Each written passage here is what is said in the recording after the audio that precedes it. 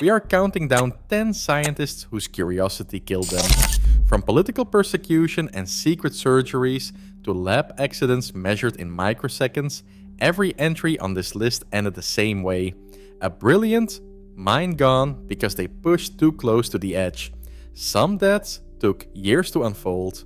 Others happened in a single flash of light. Starting at number 10, a man who starved to death protecting seeds that could have fed a nation. In the 10th place, Nikolai Vavilov's final experiment played out behind bars, not in a laboratory. Arrested by Stalin's secret police and sent to Saratov prison, Vavilov's world shrank to a cell, a thin blanket, and the echo of his own hunger. He kept scribbling notes on scraps of paper, still dreaming up ways to save crops while his own body withered away. By January 1943, his weight had dropped to just 38 kilograms. The official cause was starvation, but the real killer was political paranoia. Orders from above threatened not just his life, but the destruction of his entire seed collection, a living archive that could have fed millions. Even as the war raged and bureaucracy tightened its grip, Vavilov's seeds survived, hidden away by loyal colleagues. In the end, the loss was more than one man. It was a warning about what happens when science itself is put on trial. Number 9. Alexander Bogdanov's last experiment reads like a cautionary tale written in his own blood. Convinced that blood transfusions could unlock the secret to rejuvenation, Bogdanov did not just send others into uncharted territory. He made himself the test subject.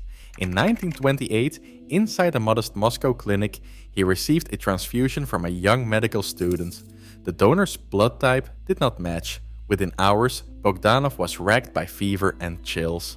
Septic shock set in, and the optimism of Soviet science curdled into tragedy.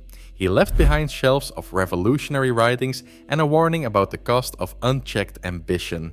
A scientist destroyed by his own experiment, not by the state, but by the gamble he was willing to take on himself. Number 8. Sergei Korolev's story is a lesson in how secrecy can suffocate even the brightest minds. Known only as the chief designer to his own country, Korolev built the rockets that carried the Soviet Union into the space race. But when his health failed in 1966, the silence around him became deadly. He entered surgery for a stomach tumor, routine in theory, but nothing was routine when the patient was a state secret. Medical care lagged behind the weight of bureaucracy, and post-operative complications spiraled out of control. Official reports would later point to pneumonia and heart failure, but rumors swirled for decades. The man who launched Sputnik was buried with honors, but the true cost of losing him was hidden behind closed doors. In the end, it was not just a medical tragedy, it was a system failure with the fate of the Soviet space program hanging in the balance. Number 7. Tycho Brahe's death is a riddle that refuses to rest. In 1601, after a lavish banquet in Prague, the legendary astronomer collapsed and died days later, leaving Europe buzzing with rumors. For centuries, storytellers whispered about poison, betrayal, and a bladder that burst from holding back too long at the emperor's table. Fast forward to the 21st century, scientists exhumed Brahe's remains, searching for the truth in his bones. The tests revealed mercury in his hair, enough to spark fresh theories of murder, but not enough to be fatal. Modern forensic teams found no sign of a lethal dose, tipping the scales back toward natural causes, likely a catastrophic urinary blockage. Yet the mystery lingers, fueled by centuries of speculation and the stubborn allure of an unsolved case. In the world of science, sometimes the most enduring experiment is the search for answers that never quite arrive. Number 6. Marie Curie's story rewrites the rules of risk. For years, she worked in a Paris lab packed with glowing vials of radium and polonium, handling them with bare hands, no protective gear, and little more than curiosity to guide her. The notebooks she filled, still radioactive to this day, hold the quiet record of a lifetime spent courting the invisible dangers of radiation. By 1934, her body had absorbed more than science could measure. Aplastic anemia set in. her bone marrow failing after decades of relentless exposure. There was no sudden explosion, no public spectacle, just a slow, silent toll of discovery. Curie's death became a turning point, the moment when the cost of scientific progress could no longer be ignored. Her sacrifice, etched in every contaminated page, forced the world to confront the hazards that come with chasing the unknown. In her case, the danger wasn't a single misstep. It was every day spent too close to the edge. Number 5. Thomas Midgley Jr. faced his final experiment not in a laboratory, but in his own bedroom. After polio left him severely disabled, Midgley engineered an elaborate ceiling-mounted pulley system, ropes and counterweights designed to lift him from bed to wheelchair with the precision of a mechanical clock. But in November 1944, the very invention meant to grant him independence turned into a trap. One morning, he became entangled in the ropes. The mechanism tightened around his neck, cutting off his air. By the time help arrived, it was too late. The coroner's report described a death by mechanical asphyxiation, a grimly theatrical end for the man who had once revolutionized industry with leaded gasoline and CFCS. Midgley's death is remembered not for mystery, but for its cruel irony, a scientist outwitted by his own creation, caught in a domestic snare of his own making. Number 4. Karen Wetherhaan's story brings the danger of science uncomfortably close to home. In 1997, inside a modern Dartmouth chemistry lab, a few drops of dimethylmercury slipped past the gloves everyone thought were safe. Wetherhaan, a respected professor, was handling the liquid for research. Routine work, nothing reckless. But the tiniest exposure turned catastrophic. The poison seeped through the butyl rubber, invisible and silent, starting a countdown no one could see. By the time symptoms appeared months later, it was too late. Her death sent a shockwave through the scientific community. Safety protocols were rewritten, glove standards overhauled, and the myth of the invincible lab shattered. Unlike the accidents of the past, this was not a story of wild risk or ancient ignorance.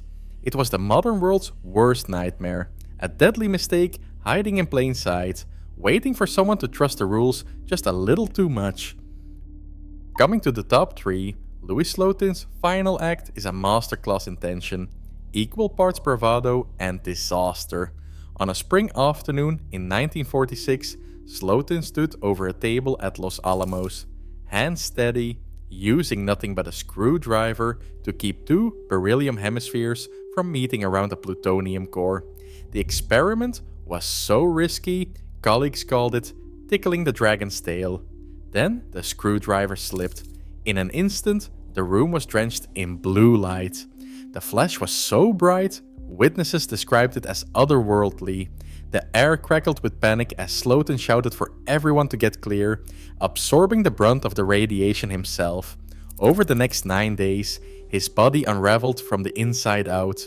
The story became legend, not just for the raw danger, but for the way every second in that room felt like a coin toss with fate.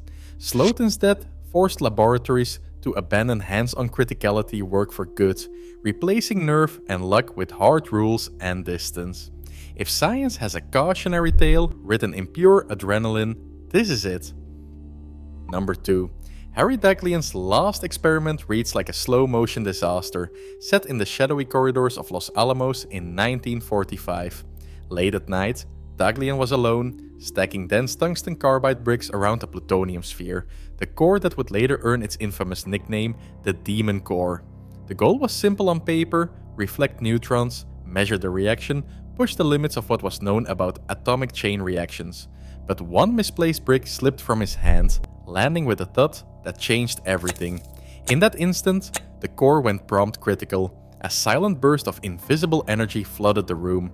No blue flash, no thunder, just a creeping, lethal dose of radiation that began unraveling his body cell by cell. Daghlian staggered out, already feeling the burn. Over the next 25 days, the damage unfolded relentlessly, his symptoms mounting while the world outside remained oblivious. He became the first person to die from a criticality accident, a living warning shot that forced the Manhattan Project to rewrite its safety playbook. Unlike later tragedies, there were no crowds, no dramatic last words, just a single, fatal mistake echoing through the halls of nuclear history and making the dangers of the atomic age impossible to ignore. And finally, in first place, Alan Turing's death is the kind of story that refuses to settle. On a quiet morning in 1954, Turing was found in his Wilmslow home, unconscious beside a half-eaten apple and a sharp scent of bitter almonds hanging in the air. The autopsy confirmed cyanide poisoning, and the coroner's verdict was swift: suicide. But the evidence, like the man himself, left room for interpretation. The apple was never tested for poison. Turing's mother insisted it was an accident, a careless mix-up with chemicals from his home experiments. Some historians agree, pointing out that Turing often kept apples by his bedside and that he seemed cheerful in his final days. Yet the shadow of his 1952 conviction, the forced hormone treatments, and the loss of his career linger over every detail. The official files closed the case, but the debate never really ended. Turing's death became more than a forensic puzzle. It is a symbol of how genius and cruelty can intersect, and how a single loss can echo through science, law, and culture. The apple remains, half-eaten, an icon for everything unresolved. Across all 10 deaths, one pattern cuts through the chaos. The pursuit of knowledge is never safe. These stories prove genius doesn't just flirt with risk, it marries it. In science, the edge is always razor sharp, and sometimes discovery is the most dangerous experiment of all.